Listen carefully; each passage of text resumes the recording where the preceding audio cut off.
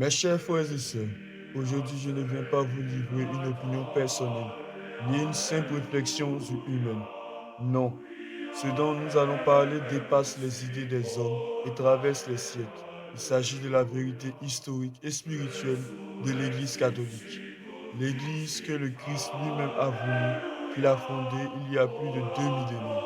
Car, voyez-vous, l'Église n'est pas une institution née d'un hasard de l'histoire, ni une construction sociale, comme tant d'autres. Elle est un mystère vivant, enraciné dans l'éternité de Dieu et manifesté dans le temps des hommes.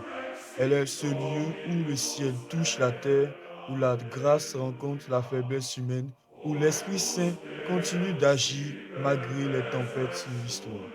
Nous allons ensemble retracer cette aventure extraordinaire, son origine dans les paroles et les gestes du Christ, son chemin à travers les siècles, ses épreuves, ses divisions douloureuses et pourtant sa fidélité constante à la mission reçue des apôtres.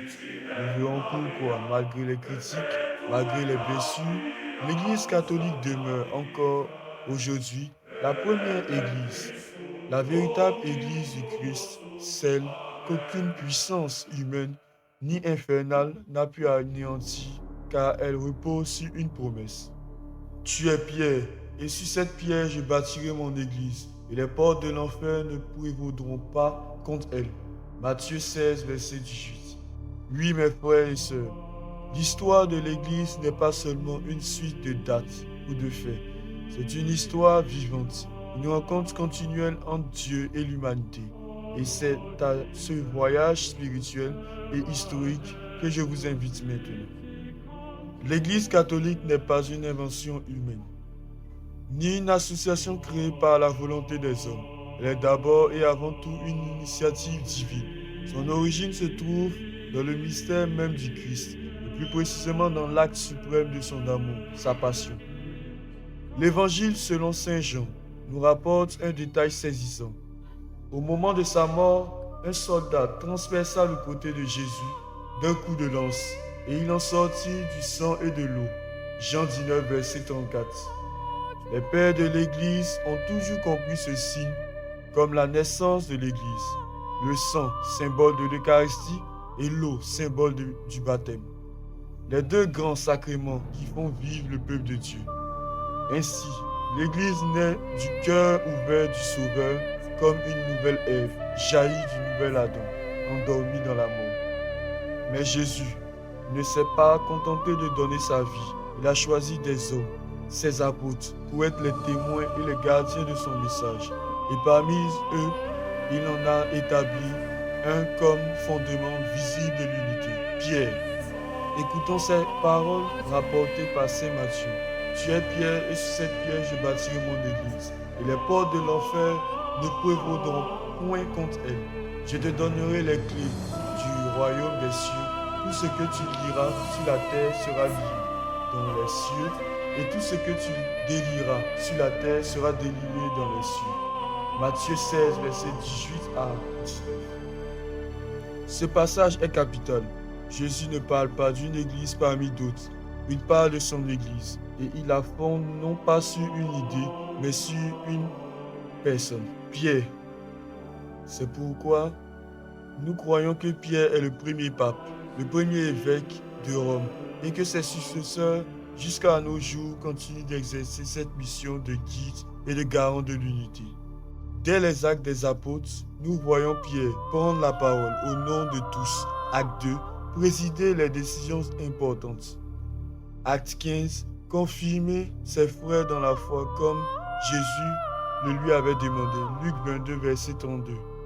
L'Église n'a donc pas commencé par une organisation humaine, mais par un envoi divin. Une mission confiée à Pierre et aux apôtres. Mission qui continue à travers leurs successeurs. Voilà pourquoi l'Église catholique peut affirmer avec une légitimité historique et spirituelle qu'elle est la première Église, enracinée directement dans le Christ et les apôtres, et qu'elle demeure jusqu'à aujourd'hui fidèle à cette mission reçue au commencement.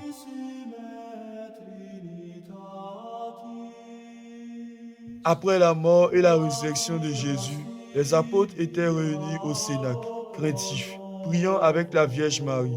Et soudain, l'Esprit Saint descendit sur eux sous forme de langue de feu. Acte 2. Ce fut la Pentecôte, le moment où les apôtres reçurent force et audace pour annoncer l'Évangile. En un seul jour, 3000 personnes furent baptisées. L'Église catholique venait de naître. Dès lors, les apôtres partirent jusqu'aux extrémités du monde connu. Pierre à Rome, Thomas en Inde, Paul en Asie mineure et en Grèce. C'était le commencement de l'évangélisation universelle. Pendant près de 3 siècles, les chrétiens furent persécutés. Des milliers donnèrent leur vie comme martyrs, témoins de leur foi, préférant la mort à l'abandon du Christ. Mais en 313, l'empereur Constantin publia l'édit de Milan, qui accordait la liberté de culte aux chrétiens. Cette décision mit fin aux persécutions sanglantes et permit à l'Église de se déployer au grand jour. Dès lors, les églises purent être construites librement et la foi catholique commença à transformer l'Empire romain de l'intérieur. Très vite, des hérésies apparurent, notamment celle d'Arius, qui niait la divinité du Christ. Pour répondre à ces erreurs, l'empereur Constantin convoqua en 325 le premier concile œcuménique à Nicée. Là, les évêques unis au pape proclamèrent la foi de l'Église. Jésus est vrai Dieu et vrai homme, consubstantiel au Père. De ce concile naquit le credo que nous récitons encore aujourd'hui à la messe. Ce fut une étape décisive car l'Église affirma clairement la foi en la Sainte Trinité, le Père, le Fils et le Saint-Esprit, un seul Dieu en 3 personnes. Pendant le premier millénaire, malgré des tensions, l'Église demeurait une autour de Rome et des patriarcats d'Orient. Mais en 1054, une rupture éclata entre le patriarche de Constantinople et le pape de Rome. Les causes étaient multiples: divergences politiques, différences culturelles entre Orient et Occident, et surtout un refus d'accepter pleinement l'autorité du pape comme successeur de Pierre. C'est ainsi que naquit l'Église orthodoxe, séparée de Rome, une blessure profonde qui demeure encore aujourd'hui, même si des pas de réconciliation se poursuivent. Au XVIe siècle, un moine allemand, Martin Luther, publia 95 thèses contre certains abus dans l'Église. Mais au lieu de chercher une réforme de l'intérieur, il prit la décision de se séparer. Ce fut le début d'une fracture immense, la naissance du protestantisme. Luther n'était pas seul. D'autres suivirent: Calvin, Zwingli. Ces divisions se multipliaient, donnant naissance à une multitude d'églises, chacune prétendant revenir à l'Évangile, mais chacune s'éloignant de l'unité voulue par le Christ. Jésus n'a jamais dit: je bâtirai mes églises, mais bien, je bâtirai mon église. Matthieu 16, verset 18. La réforme de 1517 fut donc un tournant, une blessure qui continue à marquer le christianisme jusqu'à nos jours. Au début du XVIe siècle, l'Église connaissait, comme toute institution humaine, des faiblesses et des abus. Certains clercs vivaient dans le luxe, des pratiques financières douteuses, comme la vente d'indulgences, ternissaient l'image de la foi. Ces excès n'étaient pas l'œuvre de l'Église en tant que corps du Christ, mais bien de la faiblesse humaine de certains de ses membres. C'est dans ce contexte que Martin Luther, moine et professeur de théologie en Allemagne, rédigea en 1517 ses 95 thèses, dans lesquelles il dénonçait certains abus. Jusque-là, cela pouvait être compris comme un appel légitime à la réforme intérieure, car l'Église a toujours eu besoin de se purifier et de se renouveler. Mais le problème, mes frères, fut que Luther ne chercha pas la réforme à l'intérieur de l'Église. Il choisit la rupture. Il rejeta l'autorité du pape, remit en cause plusieurs sacrements et affirma le principe du sola scriptura, c'est-à-dire l'idée que seule l'écriture suffit sans la tradition ni le magistère. Or, l'Écriture elle-même nous enseigne que la foi se transmet par la parole et par la tradition. 2 Thessaloniciens 2, verset 15. Ce geste de Luther n'a pas seulement créé un débat théologique, il a ouvert une brèche. De sa révolte est née une première séparation, mais très vite, d'autres hommes, chacun avec sa propre interprétation de la Bible, ont fondé à leur tour leur communauté. Calvin en Suisse, Zwingli, puis plus tard Henri VIII en Angleterre. Et depuis, ce mouvement n'a cessé de se fragmenter. Aujourd'hui, on ne compte plus des dizaines, mais des milliers de dénominations chrétiennes à travers le monde, toutes issues de cette rupture initiale. Voici la grande tragédie. Au lieu de l'unité voulue par le Christ, l'histoire chrétienne s'est retrouvée marquée par des divisions sans fin. Souvenons-nous pourtant de la prière de Jésus, la veille de sa passion. Père, qu'il soit un, comme toi et moi, nous sommes un, afin que le monde croie que tu m'as envoyé. Jean 17, verset 21. Le Christ n'a pas fondé une multitude d'églises, il a fondé une seule église, bâtie sur pierre. Toute division, même née de bonnes intentions humaines, s'éloigne du plan divin. Luther n'a pas créé l'église du Christ, il a créé une nouvelle communauté humaine, qui a donné naissance à une multitude d'autres. Mais la première église, l'unique église, celle qui remonte aux apôtres, demeure l'église catholique, fidèle à sa mission malgré les tempêtes. Mes frères et sœurs, quand on parle de la Vierge Marie, il ne s'agit pas d'une figure secondaire de la foi chrétienne. Non, Marie est au cœur du mystère de l'incarnation. Pourquoi est-elle si importante dans l'Église catholique?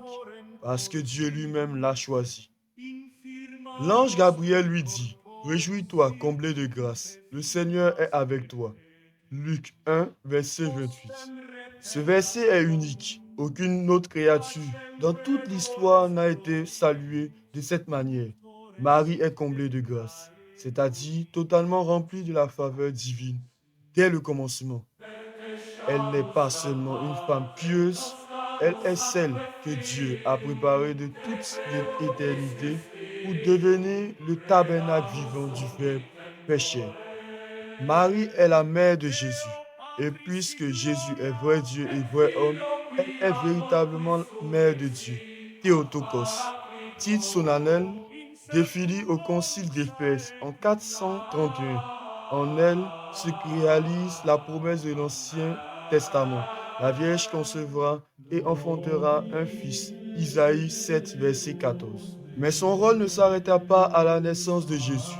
Toute sa vie, elle a été associée à l'œuvre du salut. À Cana, lors des noces, Jean 2, versets 1 à 11, c'est elle qui remarque la détresse des mariés. Ils n'ont plus de vin. Elle n'impose rien à Jésus, mais elle intercède et Jésus accomplit son premier miracle. Voyez la puissance de son intercession. Elle ne garde rien pour elle. Elle conduit toujours à son Fils. C'est pourquoi l'Église la reconnaît comme une médiatrice et intercétrice. Au pied de la croix, Jésus lui-même lui confie une mission universelle. En s'adressant à Jean, il déclare, « Voici ta mère. » Jean 19, verset 27. À ce moment-là, Marie devient mère de tous les disciples, mère de l'Église. Voici pourquoi, depuis les premiers siècles, les chrétiens se sont tournés vers elle avec confiance. Nous ne l'adorons pas, car l'adoration est due à Dieu seul. Mais nous l'honorons comme la créature la plus sainte, celle qui a dit oui à Dieu sans réserve. Sa mission ne s'arrêta pas avec son assomption au ciel. Elle continue d'intercéder pour nous, comme à Cana. Elle murmure encore pour chacun de nous. Ils n'ont plus de vin. Ils manquent de joie, d'espérance, de foi. Et Jésus, son Fils, répond à ses supplications. C'est pourquoi la Vierge Marie occupe une place unique et irremplaçable dans l'Église catholique. Elle est mère, intercétrice, modèle de foi et d'humilité. Quand nous allons à elle, nous allons toujours plus profondément vers son Fils. Certains posent cette question avec étonnement, parfois avec méfiance. Pourquoi les catholiques ont-ils des statues dans leur église. N'est-ce pas une forme d'idolâtrie? Mes frères et sœurs, soyons clairs, l'église n'adore pas les statues. L'adoration est réservée à Dieu seul. Les statues, les images, les icônes ne sont pas des dieux, mais des signes visibles qui nous rappellent la présence invisible de Dieu et de ses saints. Elles sont comme des fenêtres ouvertes sur le ciel. Et la Bible elle-même justifie cette pratique. Dans Exode 25, versets 18 à 20, Dieu ordonna à Moïse de façonner 2 chérubins en or et de les placer sur l'arche de l'alliance. Si toute représentation était interdite en soi, Dieu n'aurait jamais donné un tel ordre. Mais ces figures n'étaient pas des idoles. Elles manifestaient la sainteté de l'arche et élevaient le cœur des fidèles vers celui qui demeure au-dessus des chérubins. Nombre 21 à partir du verset 8 à 9. Le peuple d'Israël est frappé par des serpents venimeux. Alors Dieu dit à Moïse, fais-toi un serpent brûlant et place-le sur une perche. Quiconque aura été mordu et le regardera vivra. Moïse fit un serpent d'airain et tous ceux qui levaient les yeux vers lui étaient guéris. Là encore, il ne s'agissait pas d'idolâtrie, mais d'un signe visible par lequel Dieu transmettait sa grâce. Et n'oublions pas que Jésus lui-même fait référence à ce serpent de bronze pour annoncer sa propre crucifixion. De même que Moïse éleva le serpent dans le désert, il faut que le Fils de l'homme soit élevé, afin que quiconque croit en lui ait la vie éternelle. Jean 3, versets 14 à 15. Voyez-vous mes frères, les images et les signes visibles ne sont pas des obstacles à la foi, mais des aides. Elles parlent à notre intelligence et surtout à notre cœur. De même, les statues des saints, de la Vierge Marie ou du Christ ne sont pas des dieux. Elles sont comme des mémoriaux visibles, des rappels tangibles de la communion des saints.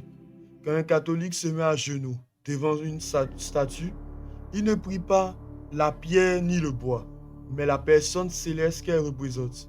Exactement comme un fils qui embrasse la photo de sa mère ne s'adresse pas au papier, mais à la personne aimée. Ainsi, les statues ne nous enferment pas dans l'idolâtrie, elles nous élèvent vers Dieu.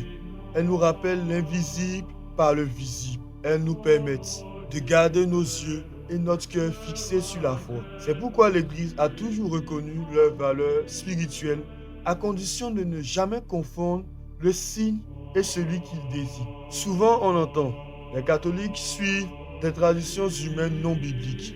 Mais regardons de plus près mes frères. La Bible elle-même reconnaît l'importance de la tradition. Dans 2 Thessaloniciens 2, à partir du verset 15, Saint Paul écrit, « Ainsi donc, frères, tenez ferme et gardez les traditions que vous avez apprises de nous, soit de vive voix, soit par lettre. » Il y a donc 2 canaux de transmission de la foi. L'écriture qui est la parole de Dieu écrite, la tradition qui est la parole de Dieu transmise oralement par l'enseignement vivant des apôtres et de leurs successeurs. Et d'ailleurs, rappelons-le, la Bible n'est pas tombée du ciel toute faite. C'est l'Église guidée par l'Esprit Saint qui a discerné parmi des dizaines d'écritures anciennes quel livre était inspiré et faisait partie de l'Écriture sainte. Sans la tradition, nous n'aurions même pas de Bible. Voyons maintenant quelques traditions concrètes de l'Église, souvent critiquées mais qui ont un fondement biblique. La confession des péchés à un prêtre. Jean 20, à partir du verset 22 à 23. Jésus dit aux apôtres, « Recevez l'Esprit Saint, ceux à qui vous remettrez les péchés, ils leur seront remis. Ceux à qui vous les retiendrez, ils leur seront retenus. » L'Église n'a pas inventé la confession. C'est le Christ lui-même qui a donné ce pouvoir aux apôtres. La messe et l'Eucharistie. Luc 22, verset 19. Faites ceci en mémoire de moi. 1 Corinthiens 10, verset 16. La coupe de bénédiction que nous bénissons n'est-elle pas communion au sang du Christ? Le pain que nous rompons n'est-il pas communion au corps du Christ? La célébration de la messe est donc l'obéissance directe au commandement de Jésus. La prière pour les défunts. 2 Maccabées 12, versets 44 à 45. Il pensait à la résurrection des morts. Voilà pourquoi il fit offrir ce sacrifice expiatoire pour les morts, afin qu'ils soient délivrés de leurs péchés. Dès l'Ancien Testament, on priait pour les défunts. L'Église a gardé cette tradition pour témoigner de l'espérance en la résurrection. Le baptême des enfants. Actes 16, verset 15 et 16, verset 33. Toute la maison de Lydie et celle du geôlier de Philippe sont baptisées. Les premiers chrétiens comprenaient déjà le baptême comme un don de Dieu. Il s'adresse à tous, même aux petits. L'usage des images et des statues. Comme nous l'avons vu, Exode 25 et Nombre 21 montrent que Dieu lui-même a ordonné des représentations visibles pour aider son peuple. Ainsi, mes frères et sœurs, la tradition n'est pas une invention humaine pour ajouter à la Bible. C'est la mémoire vivante de l'Église, le souffle de l'Esprit Saint qui guide le peuple de Dieu dans la vérité en continuité depuis les apôtres jusqu'à aujourd'hui.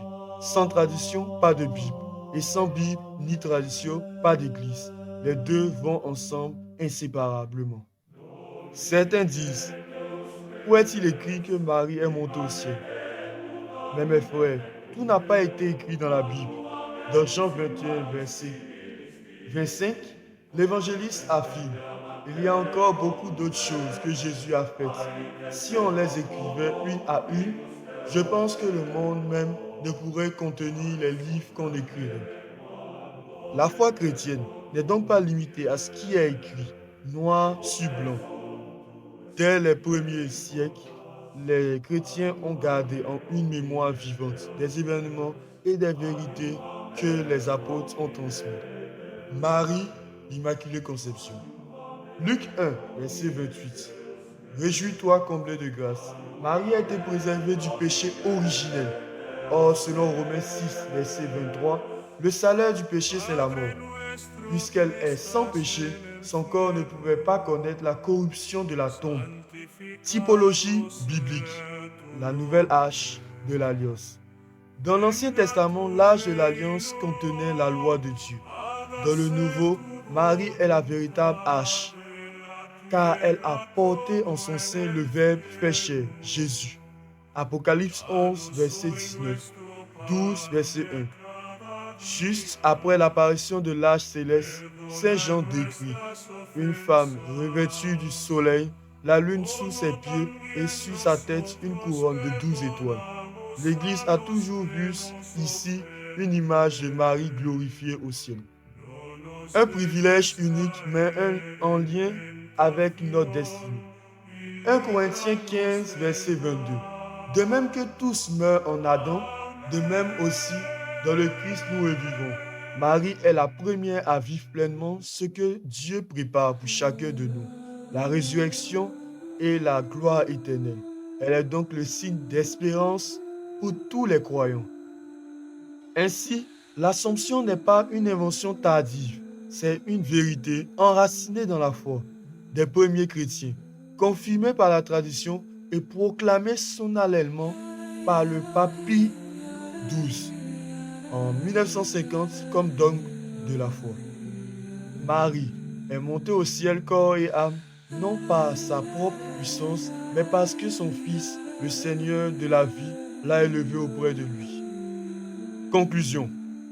L'Assomption nous rappelle que notre vie ne s'arrête pas au tombeau. Marie est déjà là, où nous espérons aller, auprès de Dieu. Dans la gloire, elle nous précède, elle nous attire et elle prie pour que nous soyons un jour avec elle. Mes frères et sœurs, après avoir parcouru ensemble l'histoire, les fondements, les merveilles et les mystères de l'Église catholique, souvenons-nous d'une vérité immuable. L'Église catholique est la première Église, celle que le Christ a fondée sur Pierre et sur les apôtres. Elle est la demeure de la foi vivante. Est celle qui transmet depuis 2000 ans la lumière de l'Évangile et les sacrements qui nourrissent notre vie spirituelle. Toutes les divisions que nous avons évoquées, le schisme d'Orient, la réforme de Luther, et les nombreuses autres fractures ne sont jamais venues du Christ. Jésus n'a jamais dit « bâtissez plusieurs églises », mais bien « je bâtirai mon église ». Ces divisions sont nées des choix et des faiblesses humaines. Elles sont des blessures dans le corps du Christ, mais elles ne peuvent jamais détruire la vérité, la fondation et la mission de l'Église. Dans Jean 17, verset 21, Jésus prie pour nous tous. Que tous soient un, comme toi, Père, tu es en moi, et moi en toi, afin que le monde croie que tu m'as envoyé. Cette prière nous rappelle que l'unité est essentielle. L'Église catholique est fidèle à cette unité et continue d'ouvrir ses portes à tous ceux qui désirent revenir au vrai fondement de la foi des apôtres, transmise par l'Église depuis Pierre jusqu'à aujourd'hui. Mes frères et sœurs, l'Église n'exclut personne. Tout cœur repentant, toute âme sincère qui désire marcher dans la vérité et recevoir la grâce de Dieu est accueillie. La porte est toujours ouverte, car l'Église est mère et guide, patiente et miséricordieuse, prête à relever ceux qui se sont égarés et à les ramener à la maison du Père. Ainsi, marchons avec courage et confiance dans la lumière de l'Évangile. Soyons fidèles à la foi de nos pères, à la tradition et aux sacrements qui nous nourrissent. Vivons dans l'amour, dans la prière et dans l'unité que le Christ a toujours voulu pour nous. Au nom du Père et du Fils et du Saint-Esprit. Amen.